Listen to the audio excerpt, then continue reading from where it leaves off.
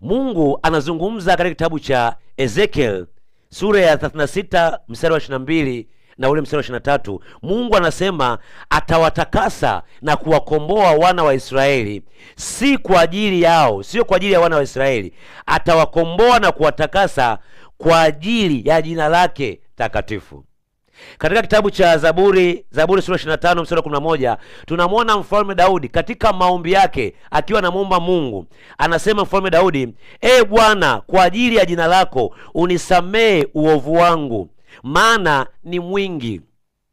Mungu anaporuhusu masamaha au aliporuhusu masamaha, ondoleo la dhambi, kupitia kazi kamilifu ya kidhabihu Yesu Kristo aliutoa na kuutoa uhai wake miaka 2000 iliyopita, sio kwa ajili ya sisi wanadamu tulio na asili ya dhambi, sio kwa ajili ya wanadamu walio katika giza, ni kwa ajili ya faida yake yeye Mungu binafsi.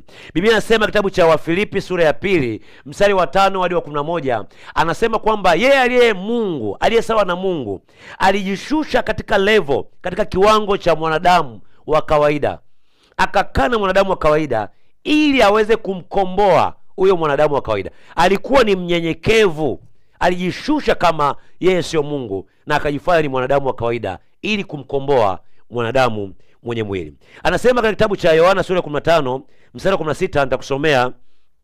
Anasema, si ninyi mlionichagua mimi, bali ni mimi niliyewachagua ninyi, nami nikawaweka mwende mkazae matunda, na matunda yenu yapate kukaa, ili kwamba lolote muombalo Baba kwa jina langu awapeni. Mungu alituchagua sisi na sio sisi tuliomchagua. Swala la kupata neema au kipawa cha neema wokovu akitokana na jitihada ambazo mwanadamu anaweza kuzionyesha kwa Mungu, bali ni kwa rehema, ni kwa neema ya Mungu. Tunaona katika uchaguzi wa Yesu Kristo alipokuwa hapa duniani, katika kumchagua Sauli ambaye ni mtume Paulo, wanadamu waliweza kumkataa Sauli, ikiwemo mitume, wanafunzi wa Yesu Kristo, akina Petro. Ni Barnaba tu ndio alimshika Sauli akaenda kumtambulisha, lakini ile experience ya nyuma ya Sauli haikuruhusu akina Paulo, hata kama walikuwa wameokoka wana roho wa Mungu, waweze kuchangamana pamoja na Paulo. Ni mpaka Barnaba alipomrecommend kwamba huyu ni mmoja wetu,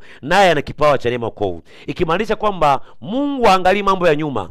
Wokovu unapomjilia mtu kwa sasa, Mungu anaangalia sasa, anaenda mbele. Mungu angalii rekodi ya nyuma kama wanadamu. Bwana Yesu asifiwe sana. Na ndio maana nabii Samueli alipoingia katika nyumba ya Yese na wale watu wa familia ya Yese walijua kwamba wale watoto wengine ndio Mungu aliwakusudia kwa ajili ya kuwapaka mafuta kuwa wafalme watarajiwa. Lakini Mungu akamwambia, mimi siangalii kama wanadamu wanavyoangalia.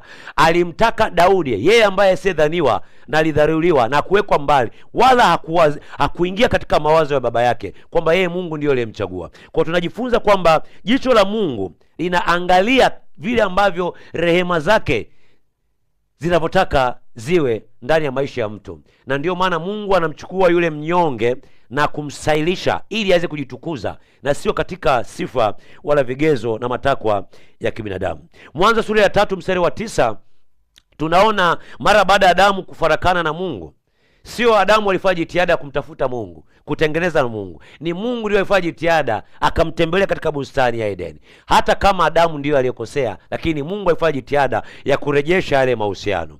Na kama ingekuwa ni mwanadamu alifanya jitihada kurejesha mahusiano pamoja na Mungu, wokovu basi ungekuwa katika jitihada za kibinadamu. Lakini Mungu aliweza kuzuia, hata kwenye kitabu cha Mwanzo sura ya 3 mstari wa 22 mpaka 24 pale, Mungu aliweza kuweka makerubi pale wenye upanga ili watu wasiuendee katika ule mti wa uzima, ambao mti wa uzima huo ni Yesu Kristo, ili wokovu siwe katika jitihada za kibinadamu, bali huo katika jitihada za Mungu mwenyewe katika kumtafuta wanadamu. Ndio maana nasema sio sisi tuliomchagua, bali ni Kristo Yesu ndiyo aliyetuchagua na kutupa neema ya wokovu.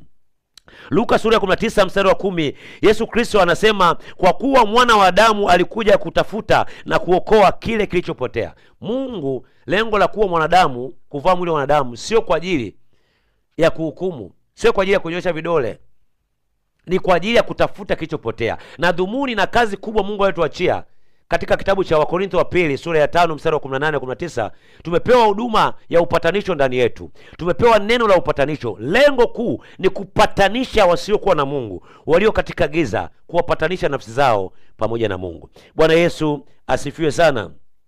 Yohana sura ya 6 mstari wa 44, Yesu Kristo anasema hakuna awezaye kuja kwangu isipokuwa Baba amemvuta. Hakuna ambaye anaweza kusema Yesu Kristo ni Bwana kama Baba hajaruhusu mtu huyo. Na ndio maana yoyote aliyo katika hali ya dhambi, hali ya makosa, vifungo, anasa na uharibifu, na katika hali ya giza, wakati wa Mungu unapofika, Baba akiruhusu, wakati wa Mungu unapofika, hakuna ambaye anaweza kukimbia wokovu au kipawa cha neema ya wokovu. Ni wakati tu. Ndio maana tunapaswa kuwaombea watu, tusiwahukumu walioko kwenye madanguro, walioko baa, walioko waganga wa kienyeji. Tuwaombee neema ya Kristo ikijifunua sana majira, kama ilivyojifunua kwa Sauli. Na Sauli akawa tena sio muuaji wala sio mtesi wa kanisa, akawa ni mtumishi wa Mungu ambaye ameandika ufunuo kupita hata wanafunzi wote wa Yesu Kristo. Waraka kwanza Yohana sura ya 4 mstari wa 10 anasema si kwamba sisi tulimpenda Mungu, bali kwamba yeye ndiyo aliyotupenda sisi. Kwa swala la neema la wokovu, ni yeye ndiyo aliyotupenda, ni yeye ndiyo aliyetuchagua, ni yeye ndiyo aliyetufuata, sio katika jitihada zetu sisi. Kwa hiyo masamaha ya Mungu kwa wanadamu ilikuwa ni kwa ajili ya faida yake mwenyewe, kwa ajili ya kunipata mimi na wewe na yule. Ni kwa ajili ya kutengeneza na kurejesha familia ambayo hapo awali ilifarakana kupitia Adamu wa kwanza. Na Yesu Kristo akiwa kama Adamu wa mwisho, yeye ndiye alikuja kupatanisha kwa damu yake. Waefeso sura ya 2 mstari wa 12 na mstari wa 18, kwa damu yake, katika yeye Kristo Yesu sisi tumepata yote njia, access ya kumkaribia Baba. Waraka kwanza Yohana sura ya 2 mstari wa 12 anasema, nawaandikia ninyi watoto wadogo kwa sababu mmesamehewa dhambi zenu kwa ajili ya jina lake. Ni kwa ajili ya utukufu wa jina lake Yesu Kristo. Kwa hiyo kama sio masamaha, maachilio ya Mungu, kama sio Mungu kutupenda sisi, mimi na wewe tuliopata neema ya wokovu, ni ngumu leo kupata kipawa cha neema ya wokovu na kumilikiwa mikononi mwa Mungu.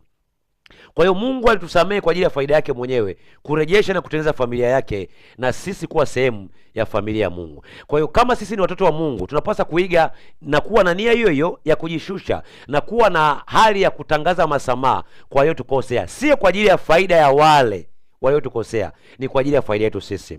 Katika ulimwengu wetu wa roho, kuna vitu haviwezi vikafanyika vikawa wazi, kuna mambo hawezi yakatujia, kuna watu hawezi kuwa karibu na sisi, ni kwa sababu ya kushikilia kuwa na hatia katika ulimwengu wetu wa roho, kuwa na hati ya mashtaka. Kuna vitu haviwezi vikafunguliwa na kuwa wazi kwa sababu ya uchungu, kwa sababu ya kutokusamehe. Mungu anataka tuwe na nia ile ya Kristo ya kujishusha, ya kuachilia, ya kusamehe. Ni kwa ajili ya faida yetu sisi, sio kwa ajili ya faida ya watu. Kokote walipo na kutangazia kwamba upendo wa Mungu ni Mungu kujidhabihu, kujitoa kwa ajili ya mwanadamu, lakini upendo wa sisi tunaoamini Yesu Kristo kwa Mungu ni sisi kutii, kufanya sawa sawa na sauti ya Mungu.